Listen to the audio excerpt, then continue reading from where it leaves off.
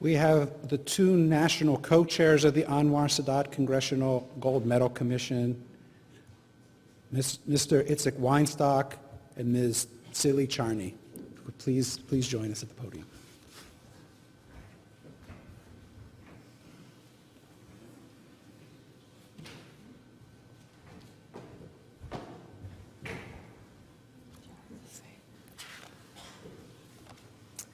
Dear members of the Sadat family, members of Congress and Treasury officials, honored guests. Israeli Prime Minister Menachem Begin and Egyptian President Anwar Sadat made an historical decision to put war behind, and in so doing, they laid the foundation to what would become the most remarkable, longest-standing diplomatic achievement that the Middle East has produced in decades. Israel's agreement with Egypt withstood enormous challenges, including the stormy waters of the so-called Arab Spring and continued regional belligerency and instability.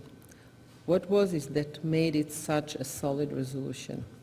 In my humble opinion, it was Anwar Sadat's remarkable courage and sensitivity. Sadat's surprise visit to Israel, including his historical address at the Knesset, provided the anxiety-stricken Israeli public with a much-needed psychological breakthrough. With one human gesture, he was able to effectively break decades of hostility and animosity.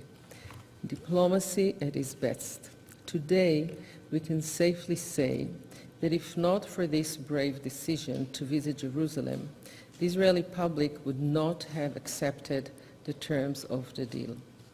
The sentiment was also shared by my late husband, Leon Charney, of blessed memory, who was fortunate to take part and facilitate the diplomatic engagements between the two sides in Camp David.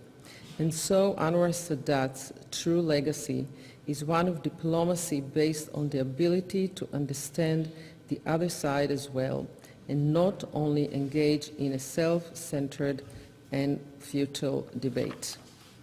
We continue to carry this legacy through the work of the Charney Resolution Center, which allows young people to appreciate the importance of compromise and peaceful resolution by engaging them in simulations, and through the newly established Charney Forum on New Diplomacy, which centers around the need to prepare a new generation of diplomats to cope with the enormous technological disruption to traditional diplomacy.